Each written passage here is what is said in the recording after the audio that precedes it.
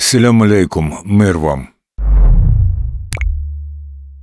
Це ініціатива на ютуб-каналі Crimea Vox, і всі програми я починаю цим вітанням, яке наразі лише побажання, а не твердження, яке би фіксувало те, що відбувається. Миру ще потрібно досягати. Досягати різними зусиллями і обороною, і мирними переговорами, і нашою стійкістю і згуртованістю. У нас сьогодні надзвичайно поважний і цікавий гість – це Рефат Чубаров, голова Меджлісу кримськотатарського народу, людина, яка вміє досягати. Рефат ага, минулого року мирні переговори кілька разів змінювали і склад учасників, і формати. Яке місце у цих переговорах – питання Криму? Дійсно, останні 2 місяці минулого року ми всі були свідками таких тривалих, виснажливих десь в якійсь мірі.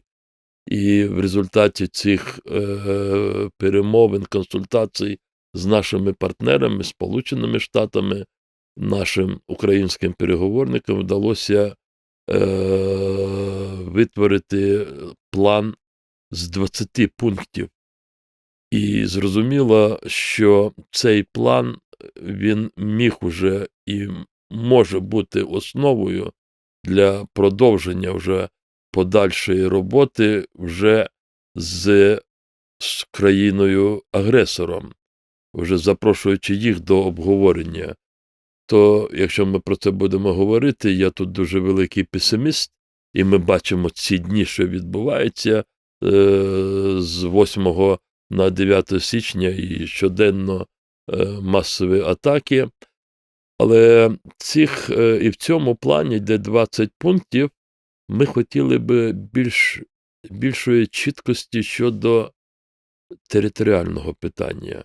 Хоча в цьому плані дуже чітко сказано про те, що сторони мають підтвердити питання суверенітету, суверенність української держави.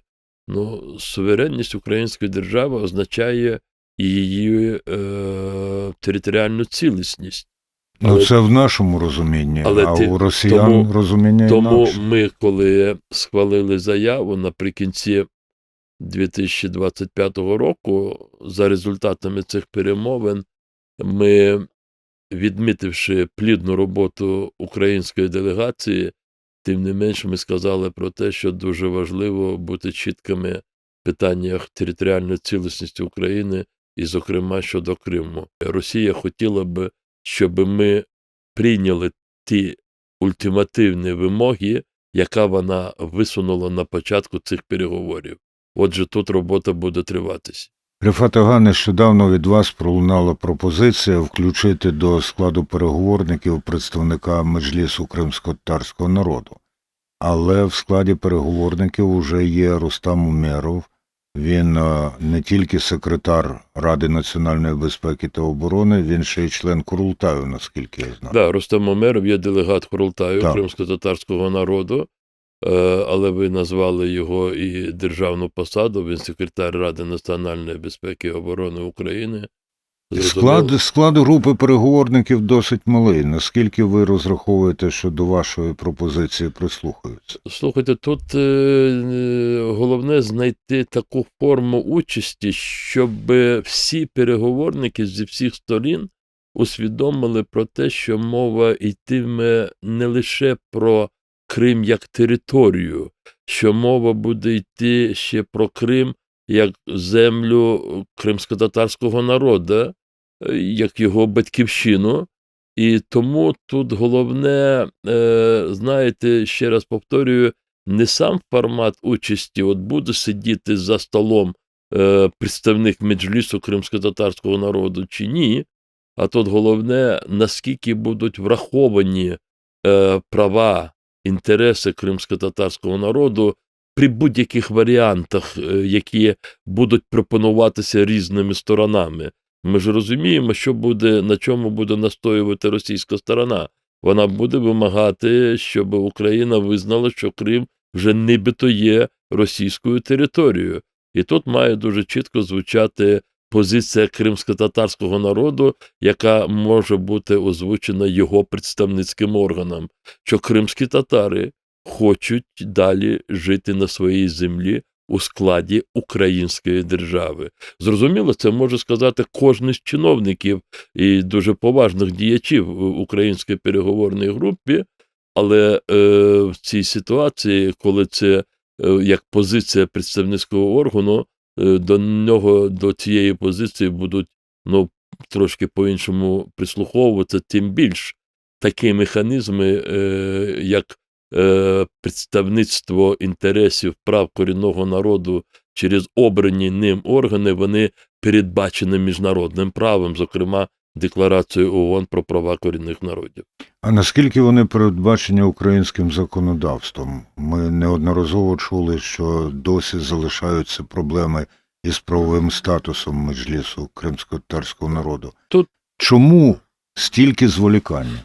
Тут головне, щоб коли для нас, ще раз хочу, щоб всі наші і глядачі, і слухачі зрозуміли, для нас головне, щоб українська держава, щоб вона у ході будь-яких переговорів щодо Криму, вона б кримськотатарський фактор, тобто тему майбутнього кримськотатарського народу, щоб вона його ввела в коло тих питань, які мають обговорюватися при будь-яких підходах до Криму. І ще раз повторюю, це може озвучуватися і діючими членами переговорної групи чи якимись іншими майбутніми, але головне, щоб йшло посилання на представницький орган кримськотатарського народу. І в цьому, зрозуміло, ваше наступне питання, питання вже остаточної легалізації цього статусу цього органу, воно є важливим. Скажімо, зараз в Європейському суді з прав людини розглядаються позови Меджлісу кримськотатарського народу до Російської Федерації, окремих членів Меджлісу до Російської Федерації. І в цих попередніх комунікаціях, які проводить зараз Європейський суд з прав людини, Меджліс кримськотатарського народу визначається як представницький орган кримськотатарського народу. Рифат Ага, які розмови у вас відбуваються із президентом та людьми з його найближчого оточення щодо питання Криму на переговорах і в нашому житті? Ми звернулися з певними листами, вже пройшов певний термін, це вже рік тому, відповідні наші виконавчі структури, і в тому числі щодо Офісу Президента України. Є різні позиції. Ми вже підключили максимально депутатів, щоб вони, як парламент, як орган, який наглядає за реалізацією законів, які приймаються парламентом, щоб вони теж долучилися до цієї роботи. Думаю, що у світлі тих подій, які зараз відбуваються, в тому числі кадрові, мені здається, що шанси на схвалення остаточного рішення щодо визнання Меджлісу кримськотатарського народу представницьким органом корінного кримськотатарського народу, це рішення буде схвалено. А з ким в уряді ви контактуєте найбільше? Вони там трошки помінялися в уряді. Так. Да, але ми останній раз говорили з паном Кулебою, не Дмитром, а іншим. Олексієм Кулебою. Ми йому доповідали це питання, давали довідки. Минулого року ми це питання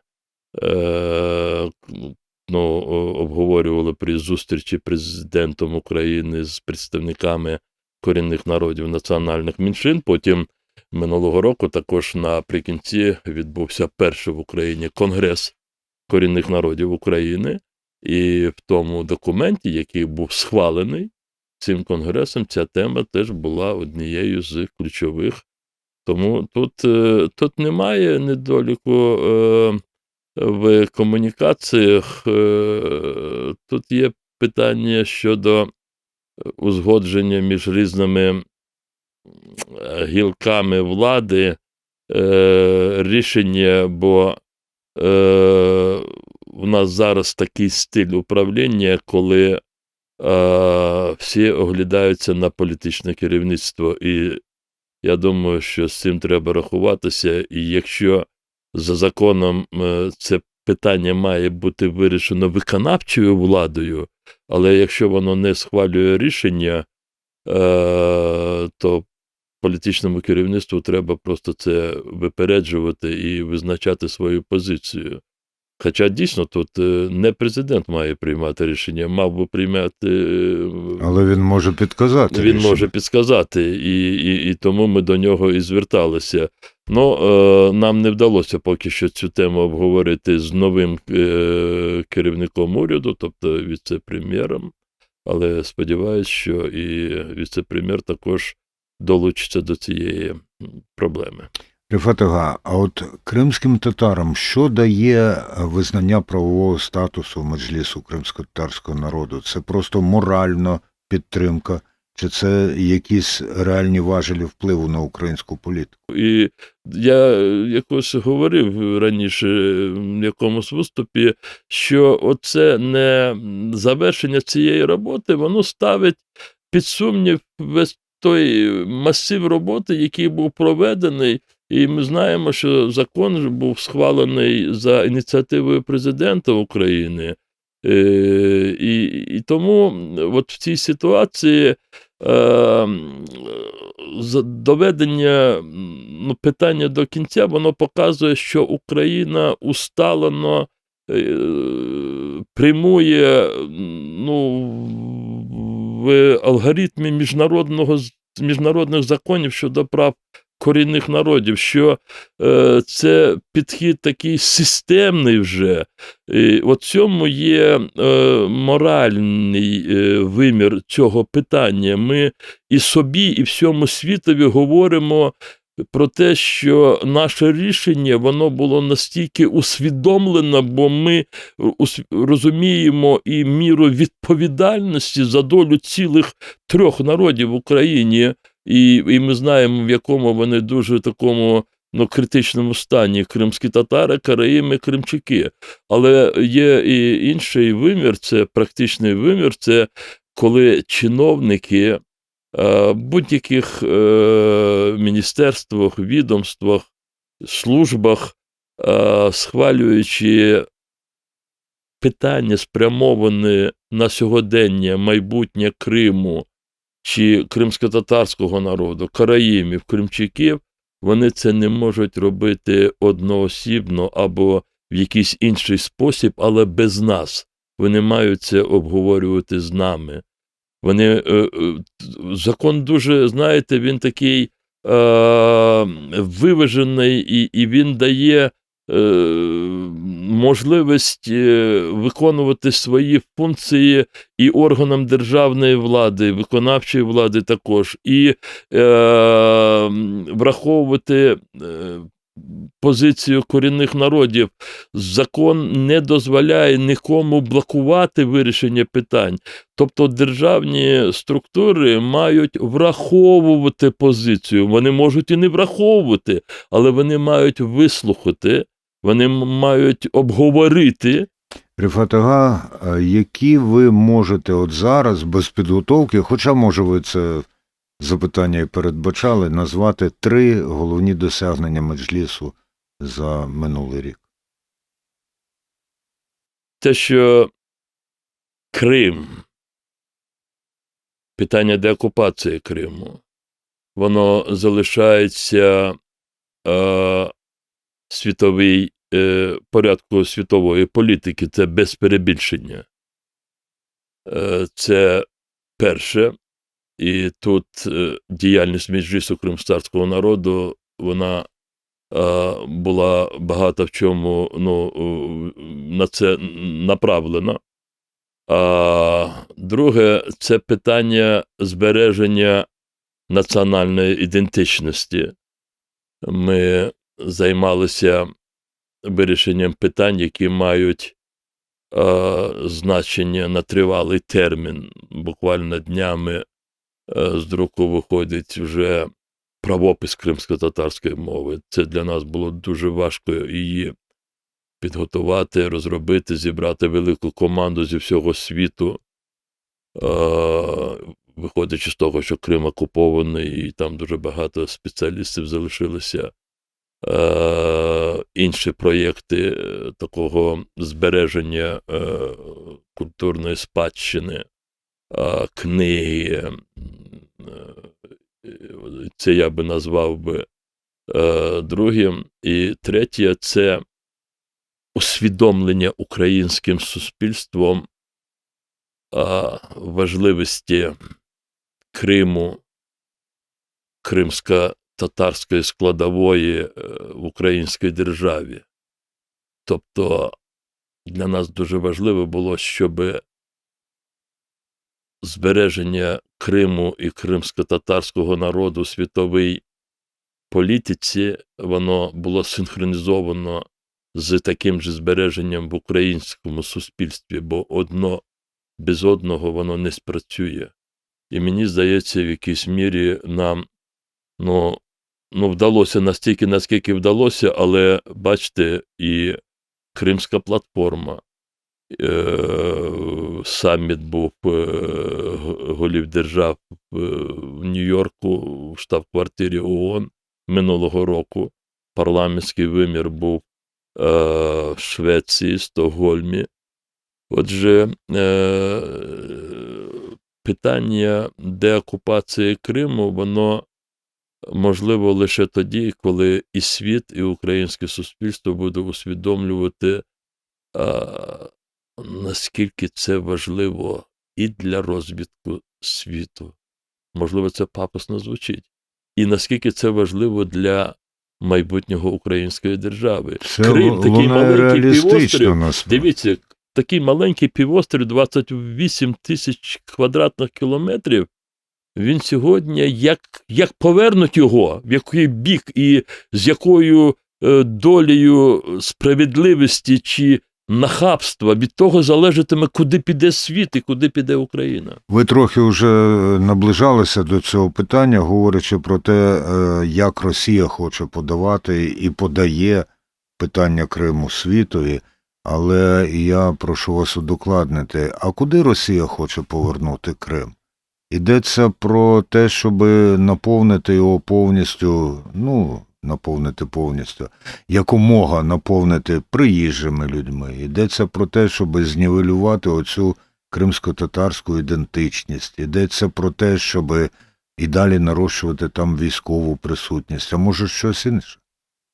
Це ви зараз назвали інструменти. Інструменти, якими Росія хоче досягти своєї мети. Мета в неї очевидна. Вибачте, іноді і політики говорять такими спрощеними поясненнями. Так це ж найефективніше. Мета Росії – нахилити світ в ту позу, в якій їй, Росії, буде зручно і далі реалізовувати свої цілі. Отже, для того, щоб змусити світ жити по її правилах, їй необхідно підкорити Україну. І в цьому завданні Крим – це як інструмент.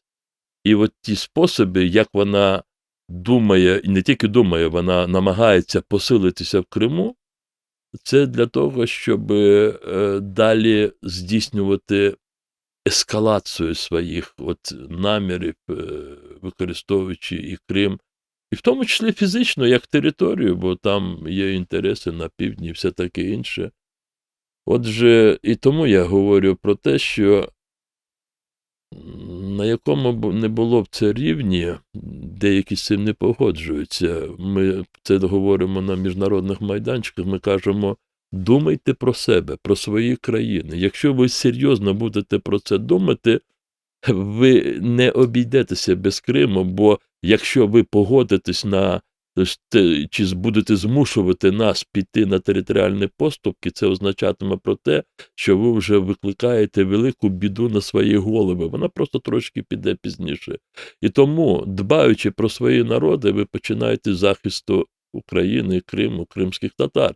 Це така наша, це не позиція, це намагання пояснити світові от сьогоднішнє місце і важливість Криму. З якими зверненнями до вас приходять або пишуть, або в інший спосіб передають люди, які залишилися в Криму?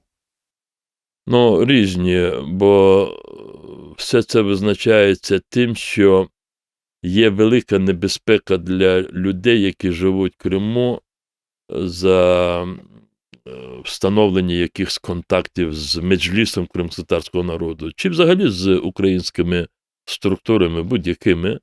І особливо ця небезпека, вона сталося після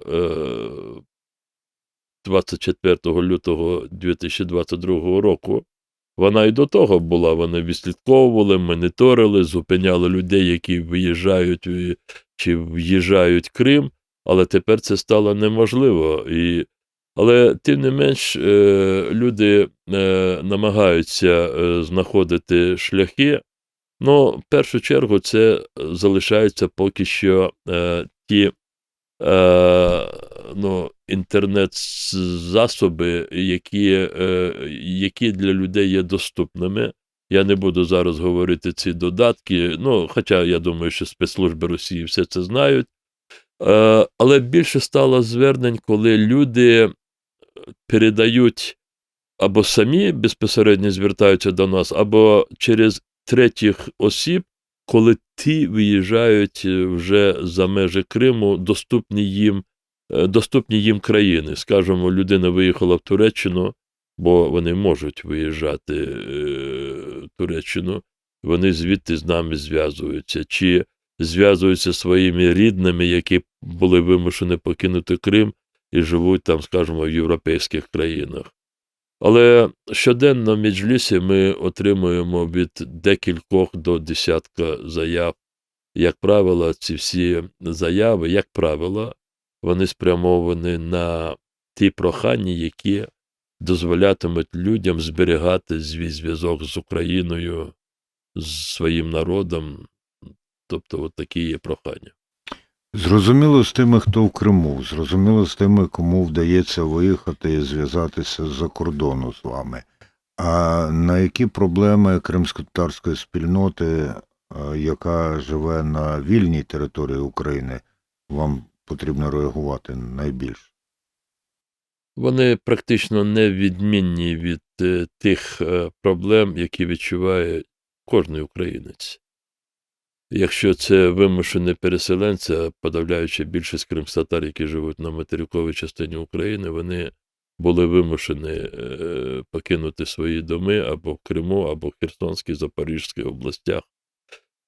І оце велика частина наших співгромадян, вони без житла. Зрозуміло, що вони усвідомлюють, що і ми не можемо їм тут допомогти, але ми намагаємося в різні способи об'єднувати наші зусилля державних органів, особливо місцевої влади, і в таких критичних ситуаціях ми намагаємося людям допомогти.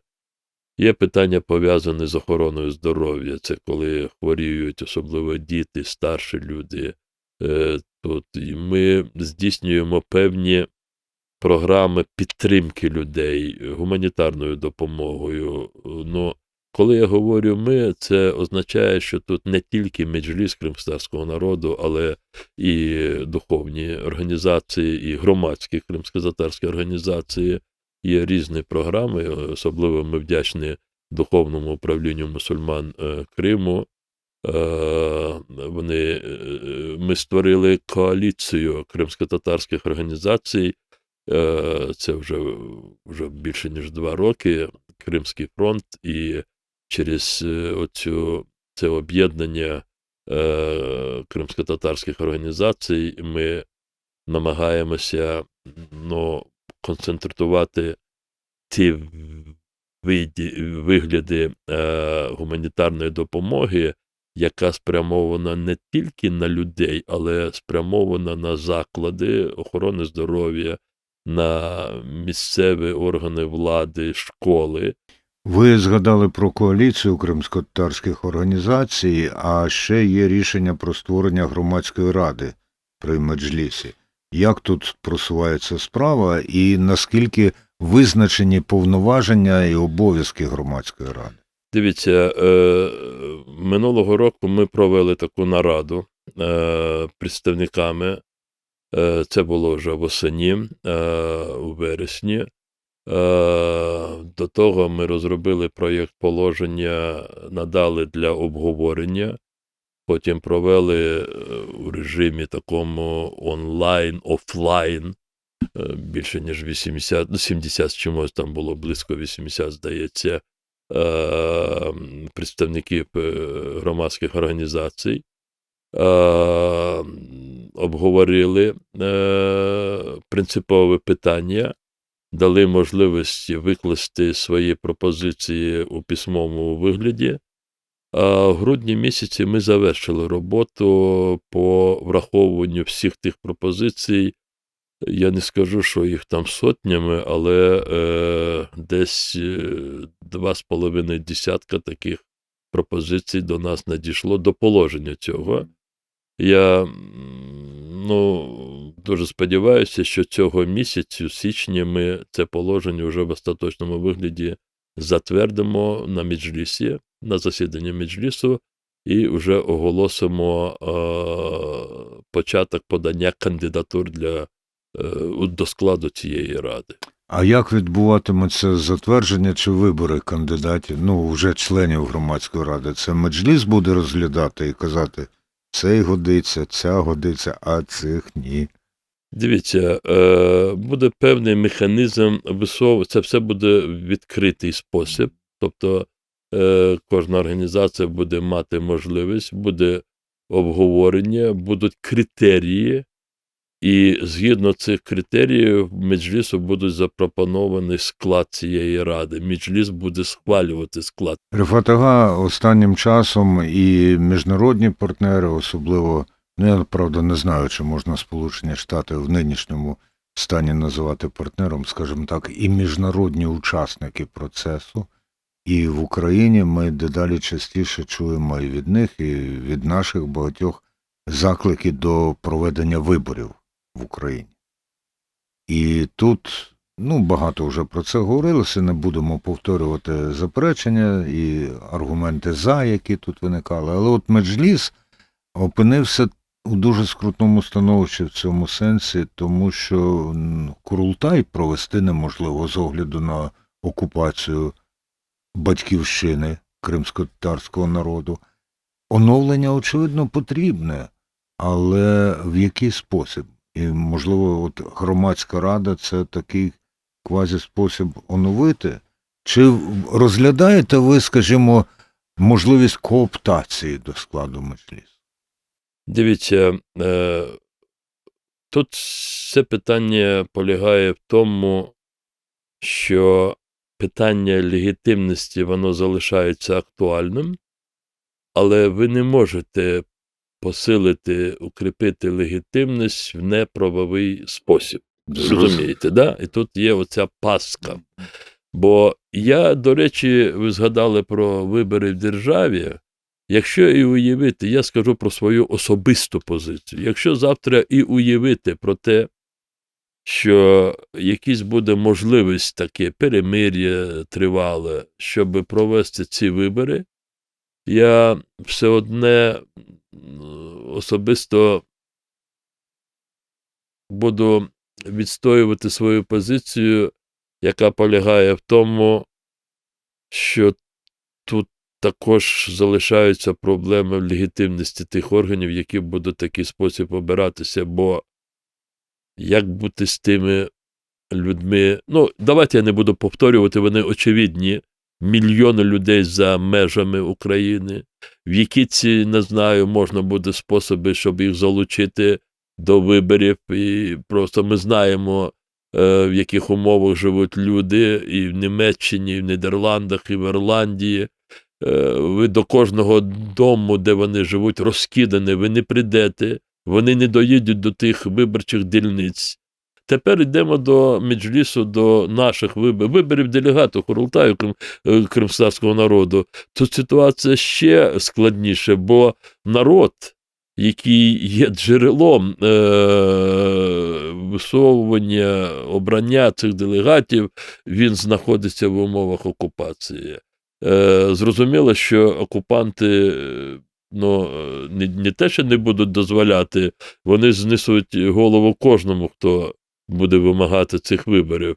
Тобто там ми не можемо провести ці вибори, бо поки Крим окупований.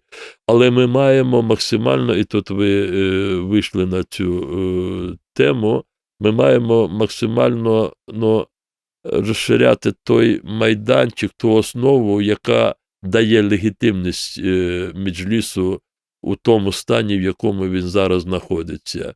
І ця основа – це є громадськість кримсько-татарська за межами Криму, громадські організації. Це є діаспорні організації кримських татар, Всесвітній конгрес кримських татар. І таким чином ми маємо далі рухатися. Я іншого шляху на сьогодні просто не бачу. Прямої кооптації бути не може, бо оскільки цього не дозволяють наші регламентуючі документи, на жаль. Іноді відбуваються процеси, які впливають на те, що відбувається в Криму і довкола Криму, але не очевидно. От один із таких процесів, я вважаю, це те, що зараз Сполучені Штати Америки і президент Трамп влаштовують відносно Гренландії. З одного боку, здається, де Гренландія, де Крим. З іншого боку, я звертаю увагу на те, що Росія, наприклад, не робить жодних заяв відносно претензій Сполучених Штатів на Гренландію. І я це трактую так, що може існувати домовленість Гренландія в обмін на Україну, або Україна в обмін на Гренландію, але оскільки не вся Україна окупована і, напевне, не буде окупована, є у нас окупована частина, і Крим там дуже і дуже цінна частина. То, можливо, це Гренландія відносно обмін на Крим? Мені важко залізти в голови деяких світових політиків, але... А якщо залізти, то важко там зрозуміти. Просто буде жах. Але думаю, що тут не є домовленість, але є прорахування позиції, це як в шахматах, знаєте. Зрозуміло, Сполучені Штати усвідомлюють дуже чітко, чого хоче Росія. Росія хоче, щоб визнавали її право визначати правила гри хоча б на тих територіях, які вона для себе визначилася на цьому етапі. І тому ті, хто Сполучених Штатів зараз будуть сповідувати підхід такий силового приєднання Гренландії до Сполучених Штатів, я не знаю, який спосіб, вони прораховують те, що Кремль буде мовчазно це підтримувати, бо сподівається, що таким чином потім Америка погодиться з окупацією не лише 5 регіонів, але всієї України. Але це все одно, якщо ми розмірковуємо з точки зору, які можуть бути наслідки, це просто катастрофічний шлях. Але ці політики про це не думають, бо сьогодні ви можете між собою узгодити такий підхід, але завтра з'явиться третя, четверта сторона, скажімо, Китай. І тоді він скаже: слухайте, хлопці, ви дуже такі добрі, хороші, ви вже поділили ті регіони, А ми хочемо отут поділити, скажімо, Далекий Схід і там до Байкалу. Це наші землі, це дійсно були колись. Ну, вплив там був Китаю, я не хочу зараз далеко в історію заходити. Тобто це почнеться хаос. І тому зрозуміло, що от наша позиція і позиція наших партнерів по Криму, я ще раз повторюю, вона зараз є насторожі от, того дуже зараз такого, знаєте, тонкого такого явища, як куди піде далі світ. Чи буде намагатися знаходити вирішення питань на основі тих принципів, які вже були закладені і яких більш-менш дотримувалися після Другої світової війни, або будуть намагатися щось нове вибудувати, а до того буде право сили, і скільки це буде тривати, століття, чи нам це невідомо. І знову ми повертаємося до питання Криму і інших окупованих територій України. Ріфат Ага, які 3 основні завдання ставить собі Меджліс у 2026 році? Вони не є відмінними від того, чим ми займалися у 2025 році. Деокупація. Ну, все, що ми робимо, це для того, щоб звільнити Крим.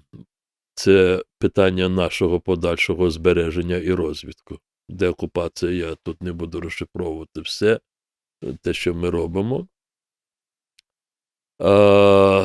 Друге, це знову ж збереження Криму у світовій політиці, порядку денному і в українському суспільстві.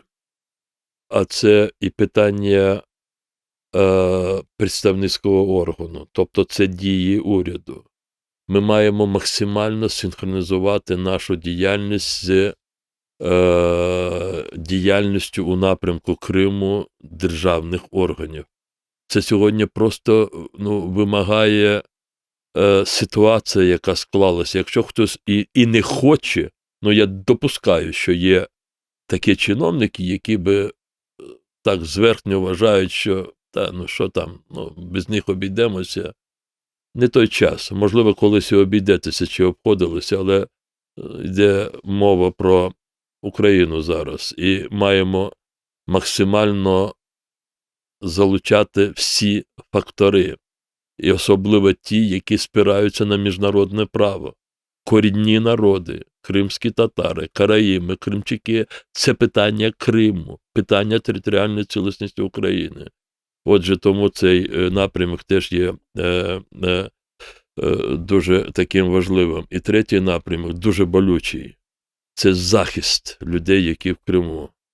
Ми тут обмежені інструментами, щоб впливати на ту ситуацію, яка в Криму, щоб безпосередньо захищати людей, але тим не менш далі співпраця з міжнародними організаціями, з урядами країн і все таке інше, для того, щоб хоча б в якійсь мірі зменшити той жорстокий тиск, який відбувається зараз в Криму щодо кримських татар.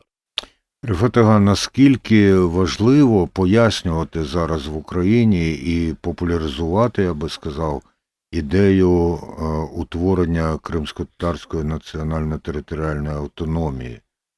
Я поясню, мене це питання хвилює ще відколи ваша заява про необхідність такої була сприйнята неоднозначно в українському суспільстві. А нещодавно я говорив із молодою людиною родом з Криму, яка український патріот і так далі. Вона виїхала недавно, щоб не служити в російській армії, зокрема.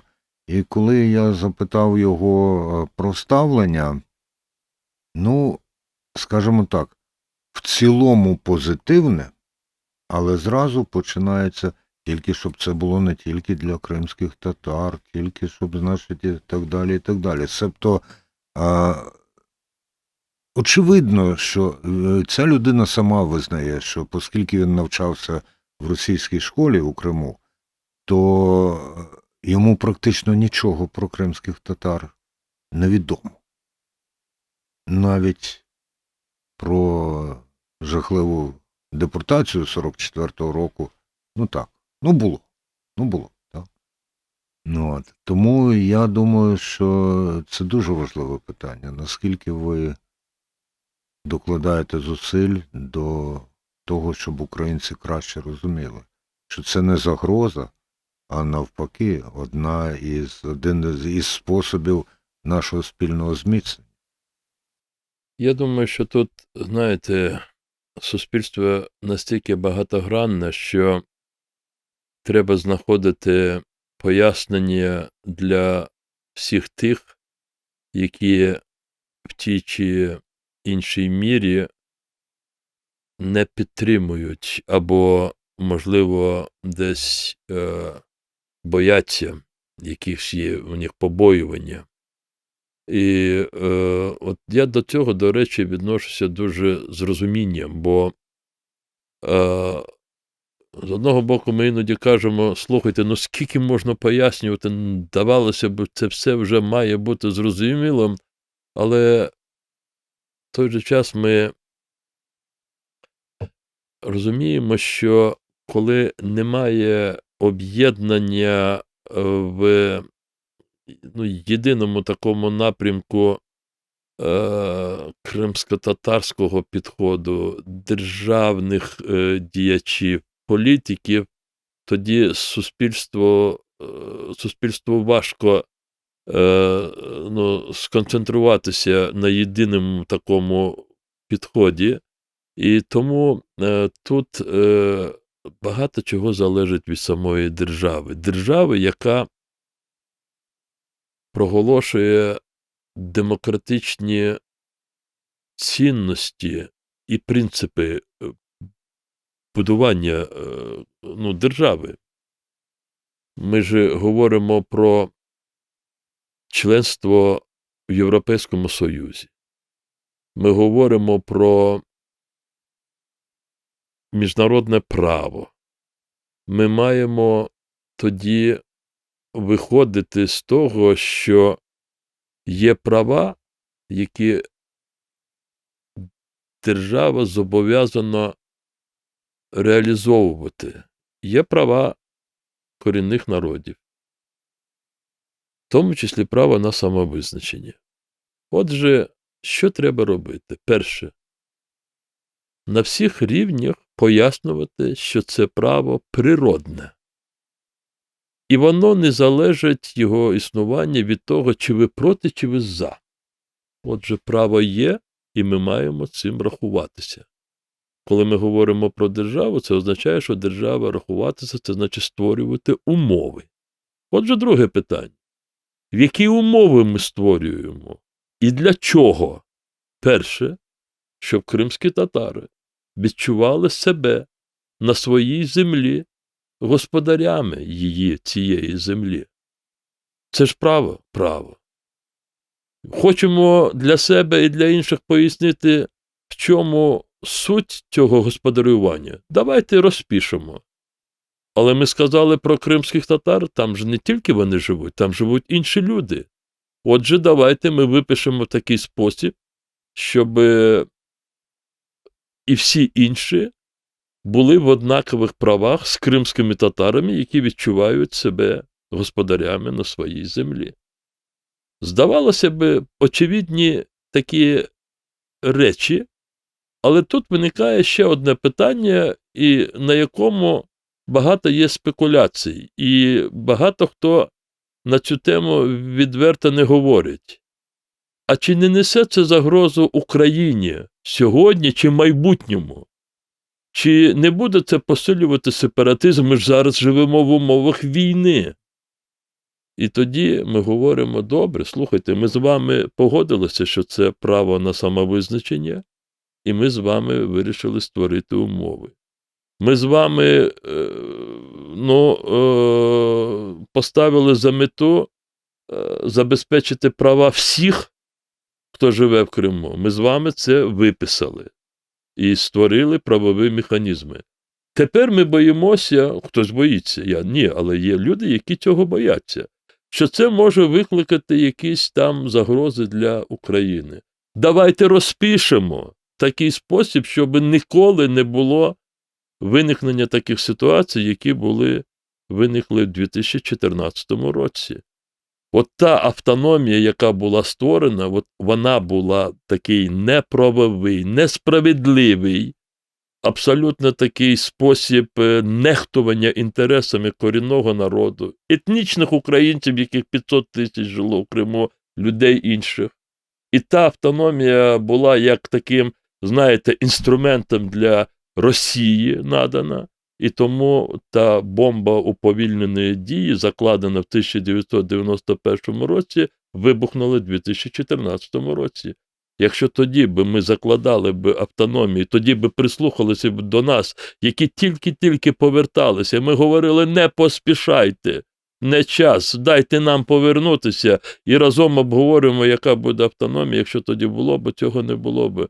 Отже, тому нам треба весь час, але тільки наших зусиль мало, я це говорю відверто, я маю на увазі кримськотатарських, це мають говорити українські політики, це мають говорити уряд, це мають говорити ті, які зараз працюють над сотнями рекомендацій для того, щоб інтегрувати Україну в Європейський Союз. До речі, в останніх рекомендаціях Європейського Союзу щодо імплементації України, договору про імплементацію України, Європейський Союз, там є стаття, яка прямо говорить про те, що українська держава має забезпечити право кримськотатарського народу на самовизначення і трансформувати статус Криму. Це важливо. Ну і останнє запитання. А як називатиметься книга, яку напише Рефат Чубаров, коли для цього настане час? А можливо, не треба відкладати так надовго? Я чесно скажу, що я іноді думаю, але я не те, що відкладаю, я просто десь відвожу. Оце якраз відкладаю. Да, це можливо так. Бачите, я намагаюся знайти таке слово. Мені іноді хочеться написати не стільки таку книгу, щоб лізти в якісь деталі, пояснювати, виправдовуватися. В мене в житті було дуже багато таких випадків, які, можливо, це психологія людини. Чим старше, воно більш таке, знаєте, відтіняється, воно становиться таким відчутливим. Це зустрічі з людьми, цікавими людьми, якісь такі невеличкі такі сюжети, які відбувалися. А це ж тільки були мої відчуття. Якщо це я десь не передам, не закріплю десь, воно щезне. Скажімо, це починаючи з десь малолітства і завершуючи вже в такому дорослому політичному житті. Є деякі такі нариси, пов'язані з, скажімо, Іваном Степановичем Плющем, вони дуже цікаві, або з нашими дуже видатними кримськотатарськими діячами. Я хотів би їх зберегти. Їх не так багато, можливо, декілька десятків таких сюжетів. Я хотів би це колись написати, бо я відчуваю велику теплоту до багатьох людей, з якими я зустрічався і зустрічаюся в житті. Я просто, я хочу, щоб моя оцінка цих людей залишилася. Дуже дякую. Рефат Чубаров, голова Меджлісу кримськотатарського народу. І підписуйтесь на Crimea Vox, стежте за нашими програмами, за ініціативою, в якій сьогодні гостем був Рефат Ага, за Crimea Vox Live, за нашими публікаціями.